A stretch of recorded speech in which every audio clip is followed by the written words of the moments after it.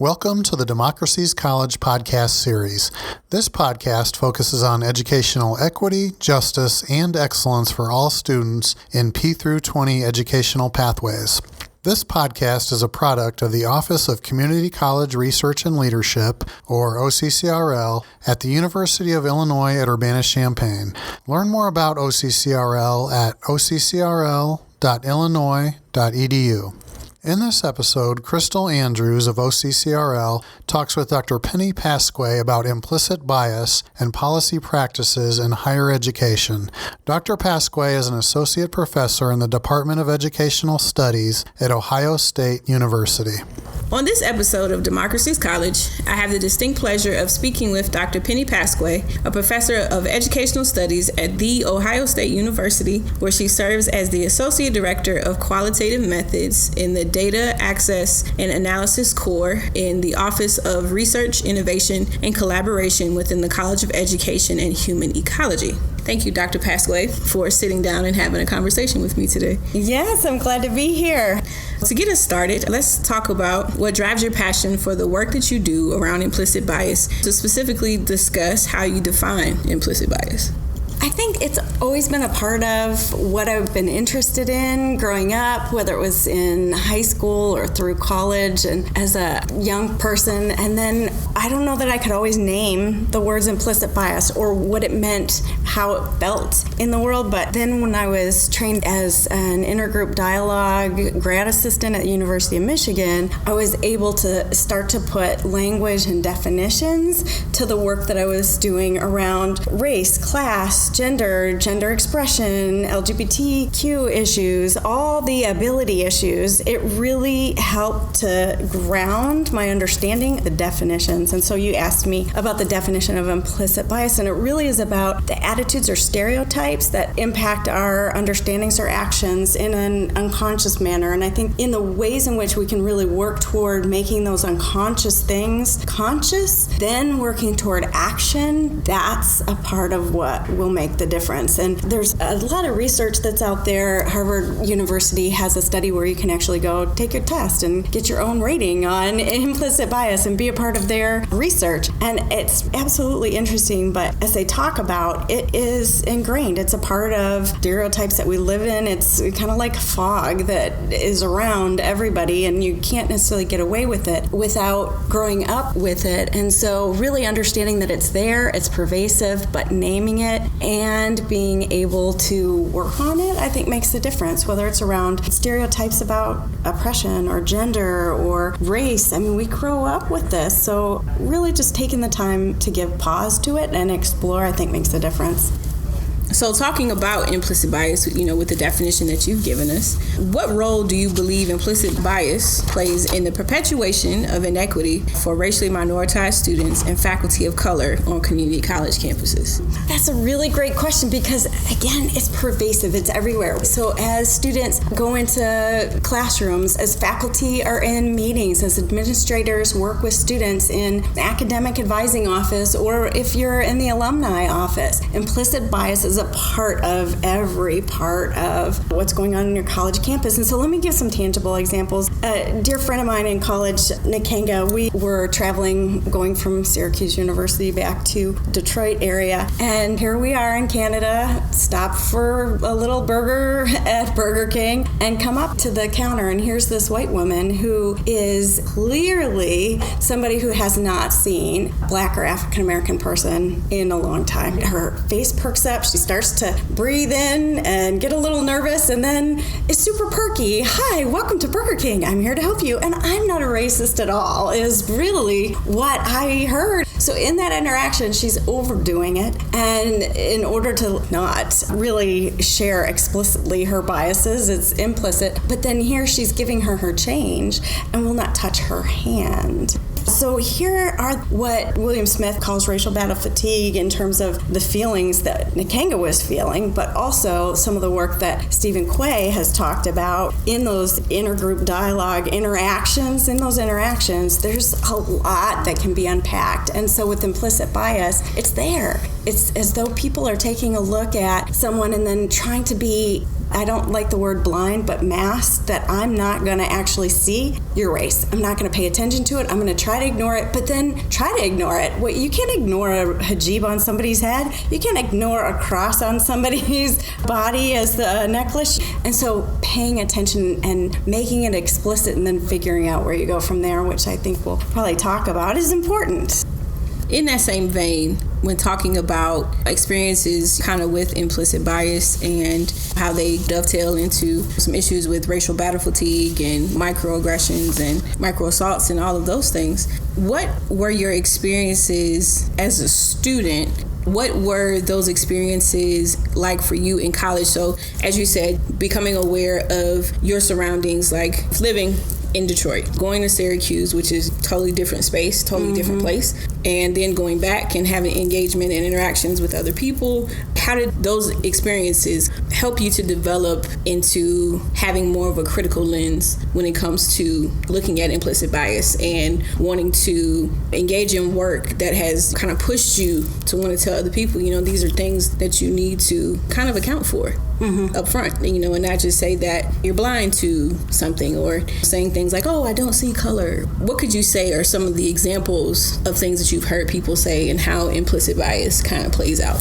I actually started as a first-gen college student with divorced mom who didn't go to college, knew I had to go, but didn't necessarily know how to get me there, and you have to pay for it, but you're going to do it. And I'm so glad she did. And so as a student going to Eastern Michigan University, a regional institution, ended up going there, and then on to Syracuse and, Michigan, and then graduating with a PhD there. I think that my understanding has developed over time and has grown or deepened, in part by paying attention to the research and what's there, but also the practice and what it means on campuses, in the residence halls, or in academic advising spaces, or you're at orientation and watching students trying to make sense of their world while they're homesick and trying to figure out, my roommate, some students have to give money back to home, some people don't, right? So there's all these disparities that are going on. So watching how that plays out, and actually the physical toll that it takes on students, I think is compelling if you're paying attention. And so when I was at Eastern, I think we talked about, I was an RA, I was a resident advisor. I'm so glad for the experience, but here was an opportunity to really have a community of women. I was in the all-women's residence hall and 71 women on the floor. And so here was a space, without knowing what implicit bias was, here was a space where we collectively as a floor, not just me, but everybody, created a space where it was at least somewhat safe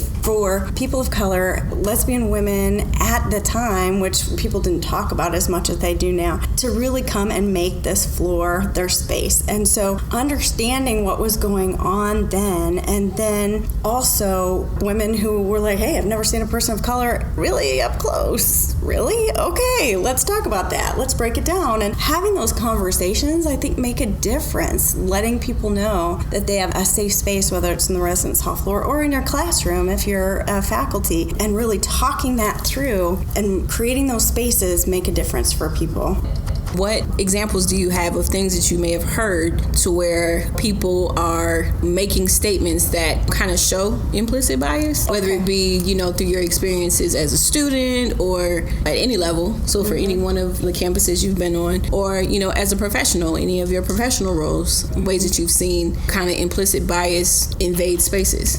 There's ways in which I think the term objectivity gets used in a way that, to me, I don't really believe in objectivity. It's not necessarily a real thing. Everybody has their own perspective, worldview, as they should, and come to department meetings with that view, come to classes with that view. There's a way in which I've seen people express implicit bias, trying to talk about objectivity. Well, if we are objective about this, or why can't we look at the numbers? There's more white men in this class class than anybody, so I really feel like that should be the dominant. And so when we talk about history classes or when we talk about English classes, why can't this be the focus? Why do you always have to have Black feminist thought or indigenous methodologies in your classes? Why are we learning all these different places? This should be a bit more reflective of who we are. But then when you actually look at the student population, when you actually take a look at the students who are in our community colleges, we've got almost half of undergraduates are in our community colleges, and they are more and more diverse as we're moving forward. And so relegating Black History Month and Black feminist thought or indigenous methodologies to a specific day or a week or something is not necessarily reflective of who we are. And the white experience is not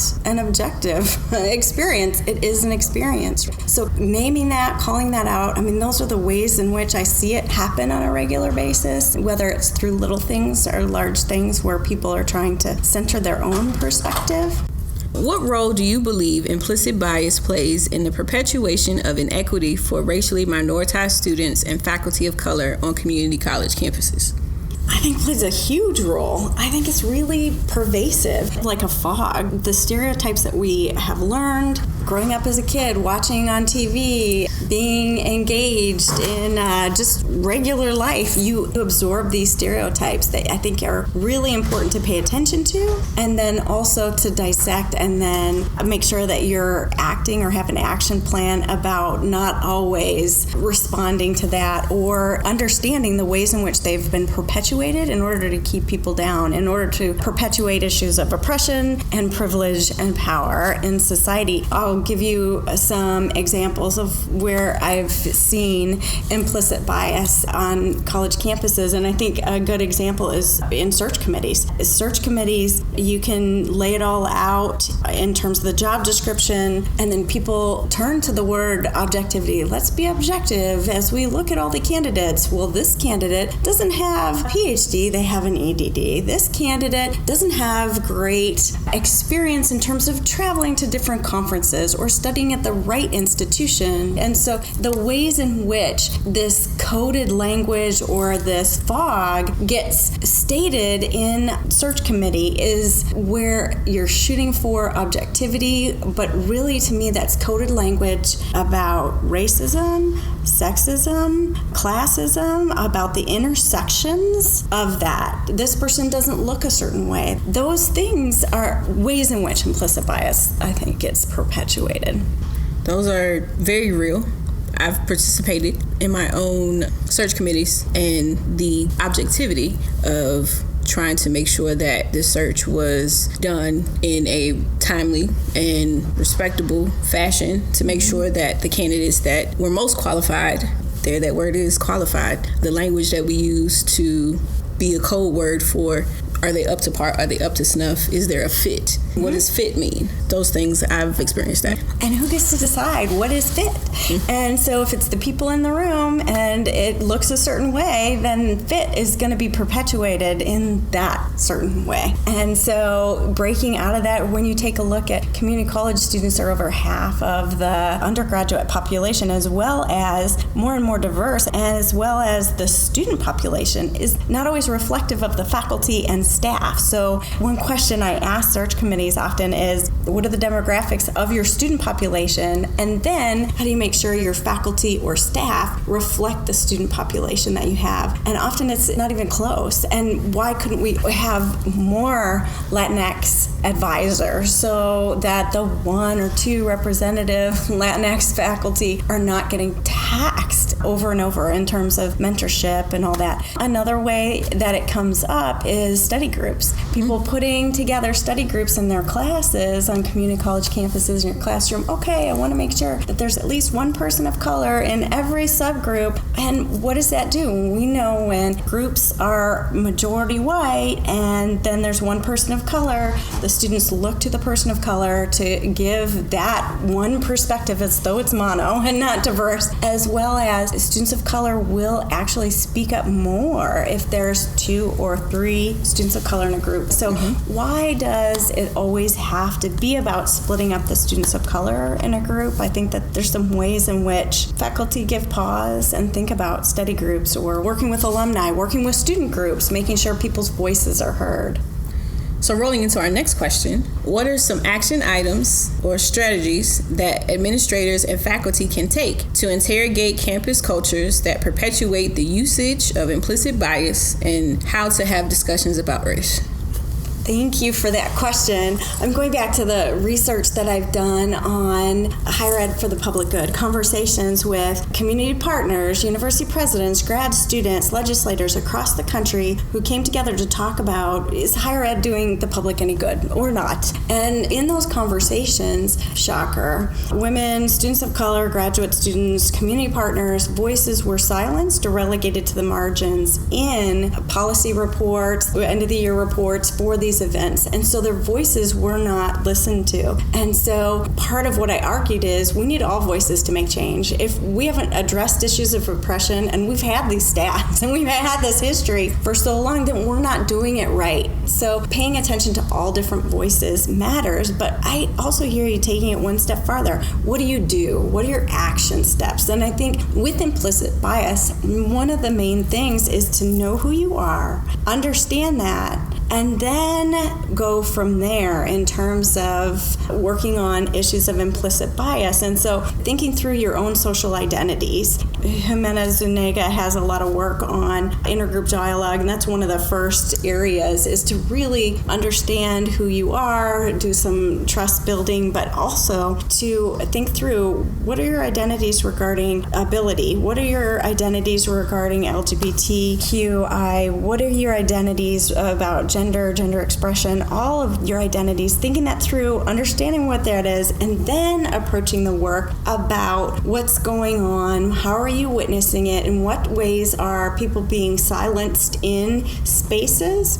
I have provided an action planning worksheet for people. One of the examples that came up in one of the sessions was women of color doing the work behind the scenes and not necessarily getting credit. So let's just take that example. First, there's a whole historical piece that comes with this, whether it's Black or African American women and the history with African American men, whether it's Latinx women and men. There's cultural, historical aspects at play. Indigenous communities have a very different gender relationship going on, right? So here's the historical that's coming. Now we're coming into play in this institution, and here you are getting asked to do all the behind the scenes things without getting credit. So being sensitive to the contemporary and the historical, certainly, but then thinking through, okay, how am I going to address this? Going through the action steps. Who are my allies in the room? How can I have a conversation with you about this? Then what can we do to strategize? What are our resources? Maybe you need to have a little funding for a lunch gab every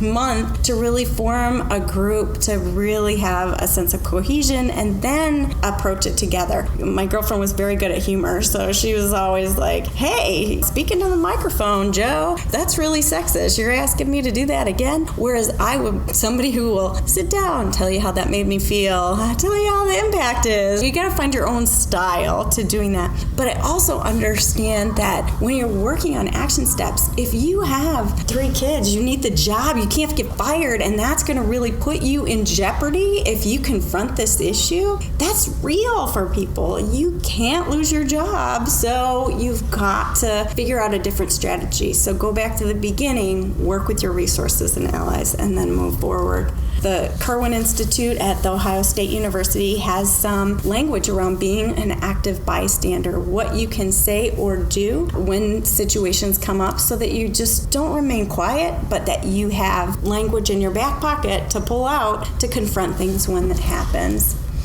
And so for our last question today, what advice do you have for people who are interested in engaging in research and work around advancing racial justice and equitable outcomes on college campuses? And if you would like to tailor it to community college campuses specifically, feel free.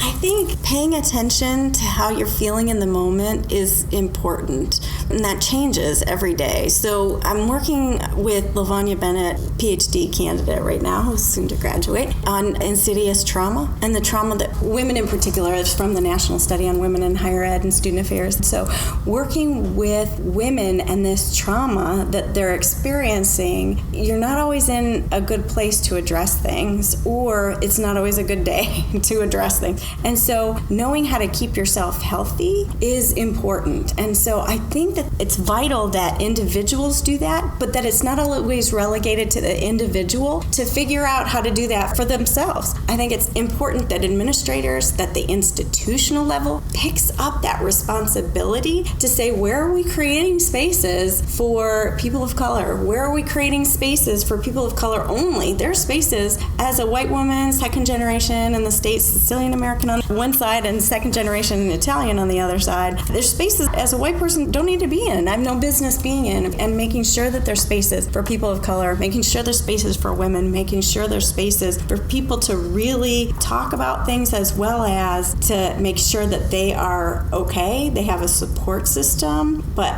again, not always the individual. It's the institution's responsibility to do that. And if as a leader you haven't been thinking about those active places on campus for you to create that because you may or may not belong to that community, I think that now's a good time to do that. To think about what are the steps you put into place on your own community college campus to make a difference for people. It's going to have a ripple effect where you can't always see it. It starts, but then the benefits continue to ripple out. I think it absolutely matters. I would agree. I think that everything that you said definitely matters in terms of taking care of yourself when doing any sort of work that engages you in negotiations around being critical about the way that folks engage, the way that they enter in or exit certain spaces within higher ed, particularly community college campuses. And I think this is a very fruitful conversation. I think it's a conversation that definitely needs to be had more. Definitely talking about, as you said, the fog of implicit bias and where it falls and how to kind of work your way through that. But also being able to navigate it as knowing that implicit bias translates itself into language. So paying attention. I would say implicit bias work is about paying attention and about really doing the work for the students, for the people of color, for there to just be a fruitful space where we're able to learn, we're able to work, and not have to experience trauma in order to be able to do so. Dr. Pasque, thank you so much for your time and providing such a rich insight into implicit bias. And I'm sure that the information that you provided today will be very helpful for our listeners. Thank you. Thanks for having me. Tune in next month when Dr. Marcy Rocky of OCCRL interviews Betsy Barefoot and John Gardner of the Gardner Institute. Their work at the Institute involves supporting higher education institutions in advancing equitable outcomes for students, especially as it relates to transfer. The Gardner Institute is a nonprofit organization that works toward advancing equity, social justice, and mobility in higher education.